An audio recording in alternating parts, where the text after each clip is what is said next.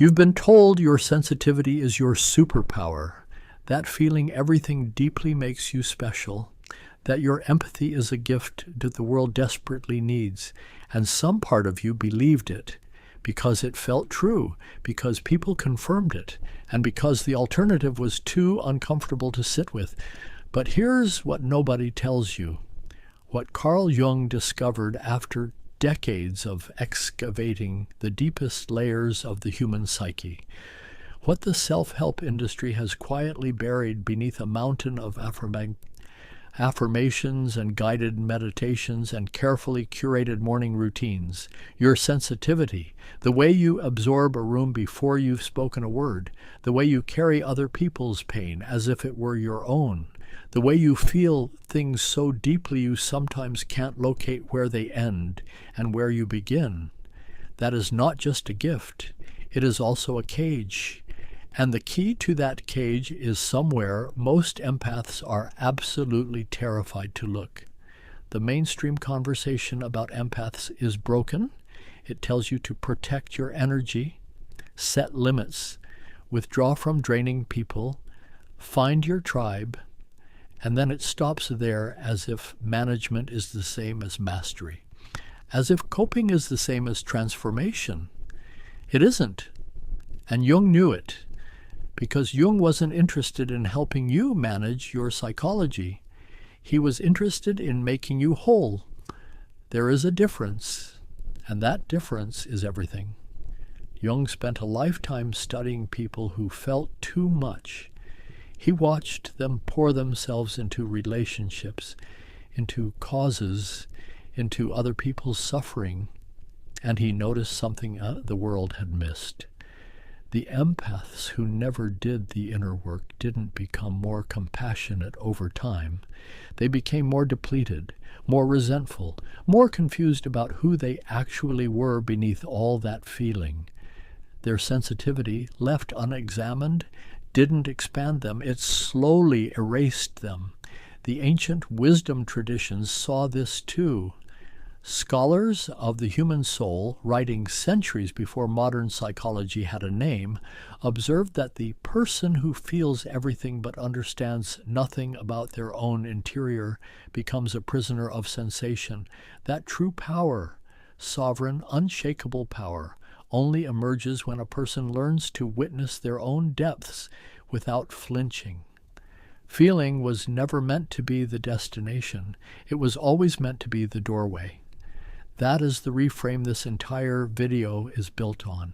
What people think is true. Empaths are powerful because they feel more than others. What is actually true? Empaths become powerful only when they are willing to feel what they've been hiding from themselves. The sensitivity you direct outward, toward others, toward the world, toward everyone who needs you, is the same sensitivity you must eventually turn inward, toward the parts of you that are wounded, toward the patterns you keep repeating, toward the identity you've built around being the one who understands everyone except yourself.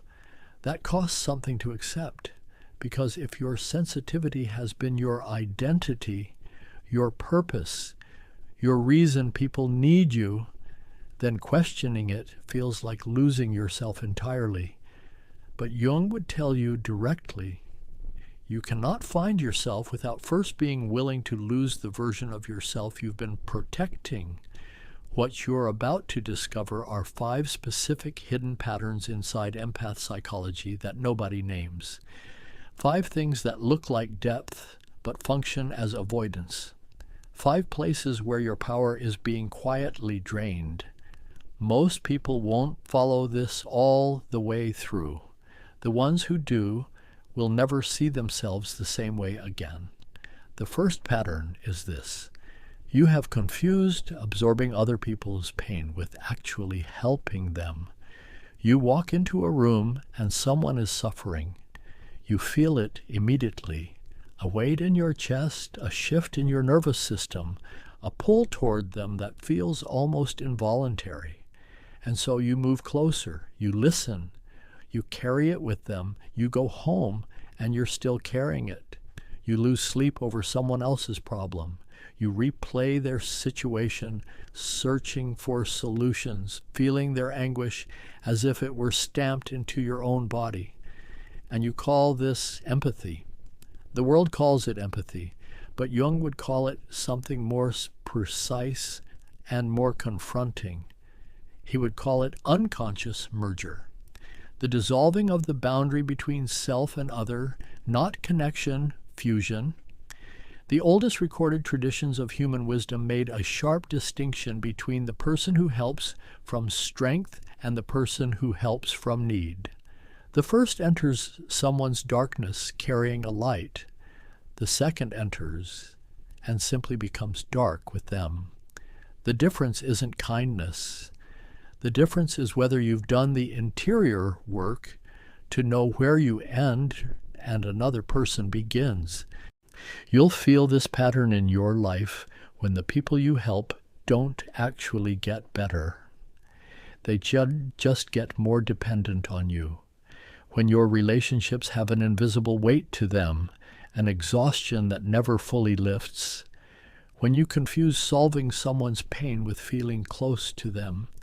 You'll know you've released this when you can sit with someone in genuine suffering without needing to fix it, flee it, or fuse with it. When your presence becomes steady rather than reactive, when helping feels like offering rather than bleeding. The second pattern is quieter and more dangerous. You use your sensitivity as a surveillance system, and you've mistaken that for wisdom. Your nervous system is extraordinary. It picks up micro-expressions, tone shifts, unspoken tension, the gap between what someone says and what they mean. You notice everything.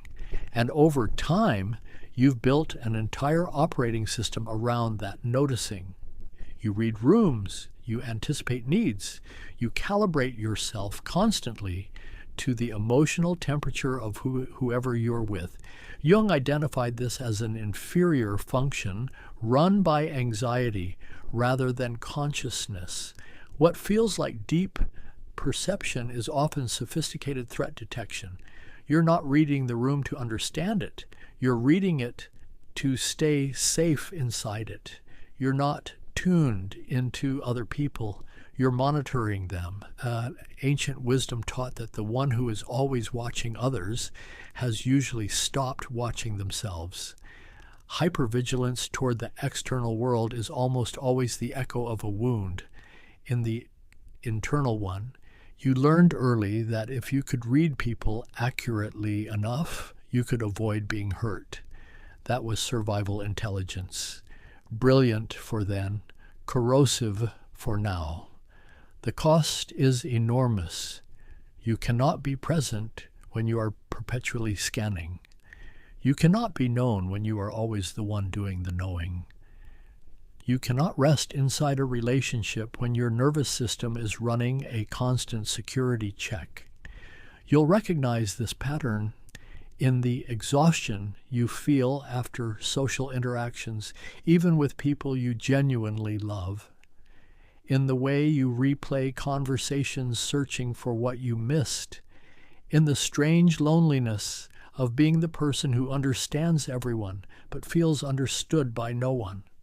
You'll know you've released this when you can enter a room without immediately assessing it, when silence with another person feels like rest rather than risk, when you discover, perhaps for the first time, what it feels like to simply be witnessed rather than to always be the witness. Say continue for phase 3, points 3, and mid-video CTA. The third pattern is the one empaths defend most fiercely because it lives inside something that genuinely looks like virtue. It looks like loyalty. It looks like depth. It looks like the kind of love most people only dream of offering. You stay. When everyone else leaves, you stay. When situations become painful, complicated, or outright destructive, you stay. You tell yourself it's because you see the potential in people, because you understand them in ways others don't. because abandoning someone who is suffering would make you the kind of person you never want to become.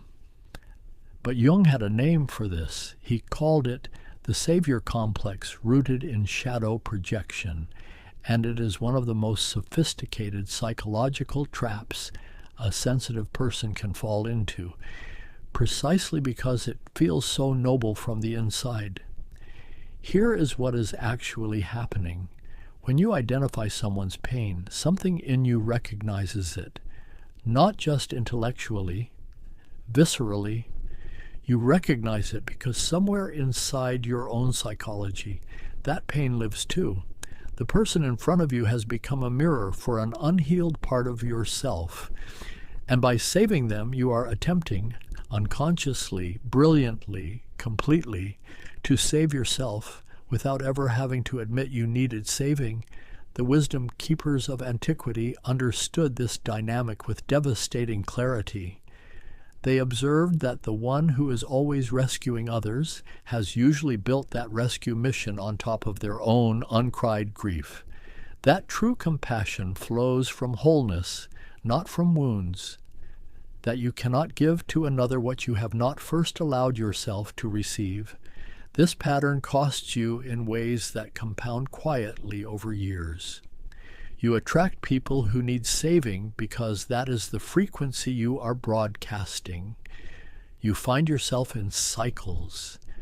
Different people, same dynamic, same exhaustion, same eventual heartbreak when they don't transform the way you believed they could. And each time you blame the other person or you blame yourself, but you never question the pattern itself.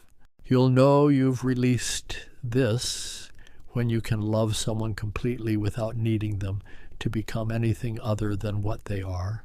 When you stop measuring the depth of a relationship by how much it costs you. When you finally understand the difference between presence and sacrifice, and choose presence every time. If this video is already naming something you've never had language for, there's a reason this kind of inner work is so rare. Most of the tools available to you address the surface, the symptoms, the behaviors, the patterns you can see. The deeper curriculum, the one Jung devoted his entire life to, is the work of confronting what lives beneath.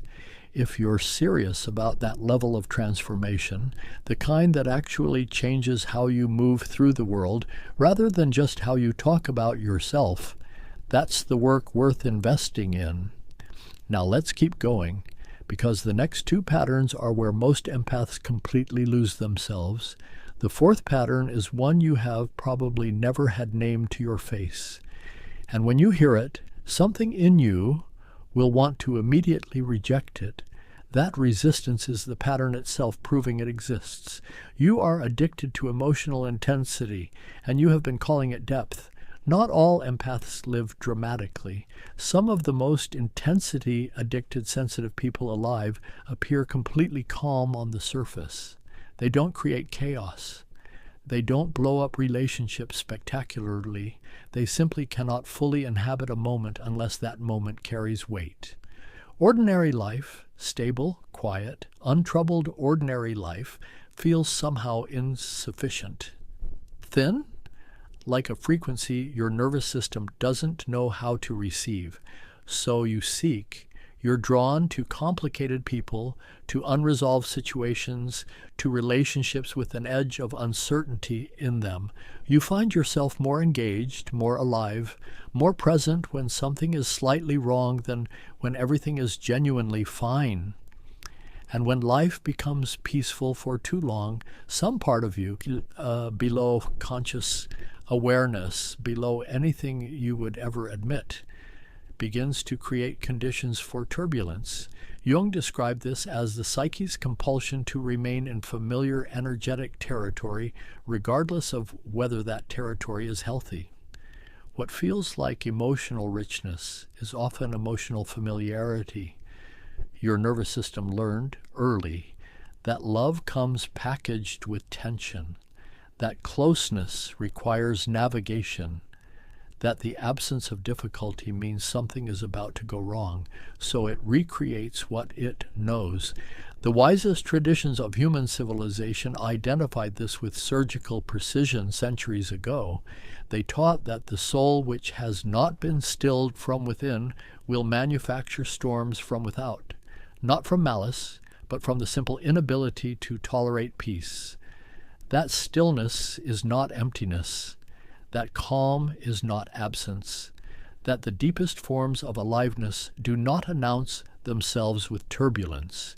They arrive in silence. You will recognize this pattern in the slight deflation you feel when a conflict resolves too easily, in the way relationships that feel genuinely safe somehow also feel slightly boring, in the habitual scanning, searching for the problem, the subtext, the thing underneath the thing, even when there is nothing there. You'll know you've released this when stillness stops feeling like a warning sign. When you can receive genuine, uncomplicated love without immediately looking for the catch. When you discover that the most profound experiences of your life carry no drama at all, only presence, depth, and a quiet that feels more alive than any storm ever did. The fifth pattern is the one that sits at the center of everything, the one all the others are protecting. Jung called the territory around it the shadow, and for empaths specifically, this is where the hidden power actually lives. You have built your entire identity around being the one who feels, the one who understands, the one who is sensitive, compassionate, attuned, and in doing so, you have exiled everything that doesn't fit that image into the dark. Your anger, your selfishness, your hunger for power, your capacity for coldness, your ambition, your ruthlessness. Every part of you that feels incompatible with the empath identity has been buried, not destroyed, buried, and it is running your life from underground. This is the hidden power nobody talks about, not the sensitivity, the shadow, because Jung's most radical finding was this: the parts of yourself you refuse to own don't disappear. They become autonomous. They make decisions for you. They choose your partners, sabotage your progress, create the patterns you keep swearing you'll break. The empath who has never integrated their shadow doesn't become more loving over time. They become more brittle, more self-righteous, more quietly controlling, using sensitivity as a weapon, while genuinely believing they are only ever the victim of other people's dysfunction. Ancient wisdom stated this with breathtaking directness, that the one who does not know the darkness within themselves will forever see it only in others. That self-knowledge is not vanity, it is the prerequisite for every form of genuine service, genuine love, and genuine power. You'll recognize this pattern in the particular contempt you feel for people who are openly selfish, a contempt that carries just slightly too much heat to be simple moral disapproval, in the way you sometimes use your sensitivity to guilt, to manipulate, to make others feel responsible for your emotional state while maintaining complete deniability. In the exhaustion of performing goodness rather than simply living it, you'll know you've integrated your shadow when you can admit, calmly, without shame spiraling, that you contain everything you've ever judged in another person.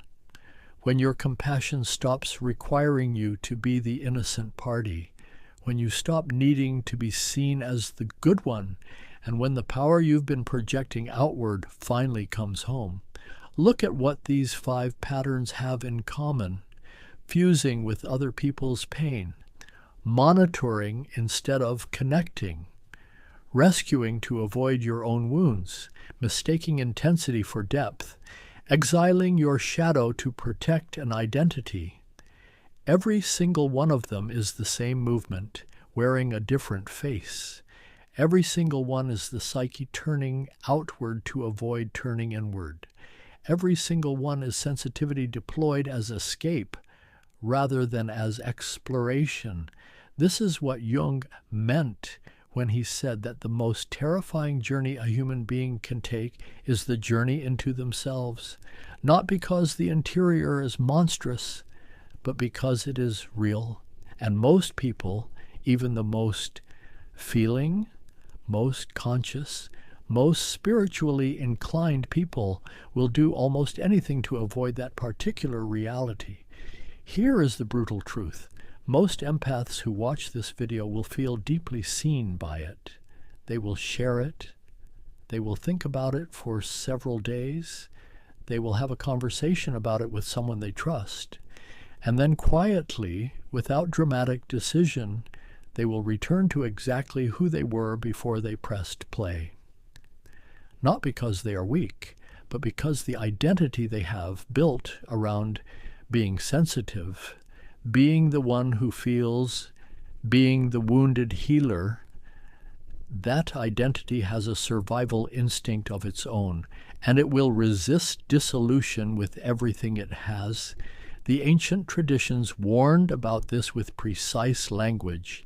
They called it the greatest deception available to a sincere seeker, the ability to consume wisdom endlessly without allowing it to change a single thing. Like to speak the language of transformation while the interior remains completely untouched. To use spiritual insight as another layer of armor rather than as the instrument that removes the armor entirely. Jung called it inflation, the ego that learns the vocabulary of depth without doing the descent. The person who can explain the shadow brilliantly, but has never sat alone with their own. The question this video is really asking you is not whether you understand these 5 patterns. It is whether you are willing to be changed by them. Those are not the same question. And your answer to the second one will determine everything. Now, here is what becomes possible when you actually do this work, not when you understand it. When you do it, you stop leaking. The constant energetic drain, the exhaustion that follows you through interactions, through relationships, through ordinary days, stops. Not because you feel less, but because you are no longer spending enormous unconscious energy maintaining the split between the self you show and the self you've buried. Integration is efficient. Division is exhausting. You become someone people can actually reach. Right now, for all your sensitivity, there is a paradox at the center of your relationships. You are deeply attuned to others and yet somehow not fully present to them because a significant portion of your attention is always turned toward managing, monitoring, performing. When the shadow is integrated and the patterns are named, that energy comes back. You arrive fully. And people feel it instantly. You operate from desire instead of from wound. You help because it genuinely moves you, not because it justifies your existence. You stay in relationships because they are genuinely nourishing, not because leaving would mean confronting what you were using them to avoid. You set boundaries not as a protective strategy, but as a natural expression of knowing precisely who you are and what you are here for. You stop attracting what you haven't faced. This is the one that changes everything practically. The patterns in your external life, the people, the dynamics, the cycles that repeat, are not random. They are precise. They are the unconscious made visible.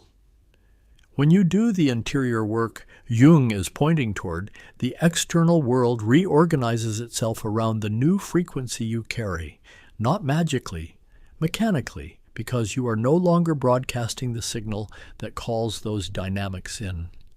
And finally, you discover that your sensitivity was never the power. It was always the pointer. It was always the nervous system saying, "Here, look here, Something real lives in this direction. The empaths who change the world are not the ones who feel the most. They are the ones who felt deeply, turned that feeling inward without flinching, integrated what they found there, and emerged carrying something that can only be described as wholeness. That is what Jung spent his life trying to hand people. Not comfort, wholeness. The work is not to feel less.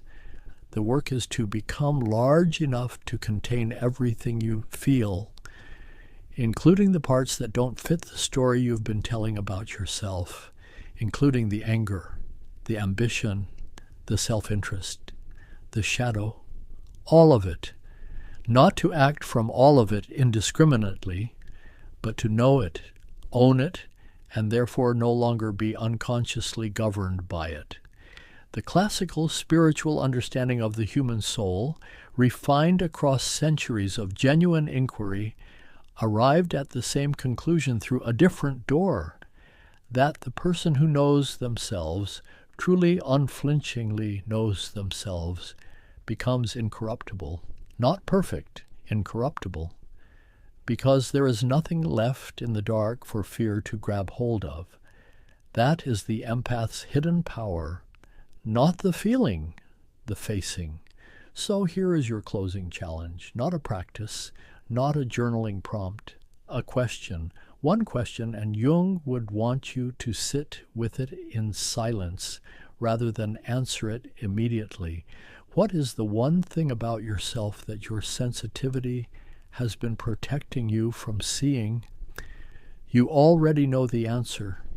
It surfaced somewhere in this video, a flicker, a tightening, a moment where you wanted to skip ahead or look away. That moment was not coincidence. That was the doorway. The masses will protect their image of themselves as the one who feels. The sovereign few will walk through that door instead. Which one are you going to be?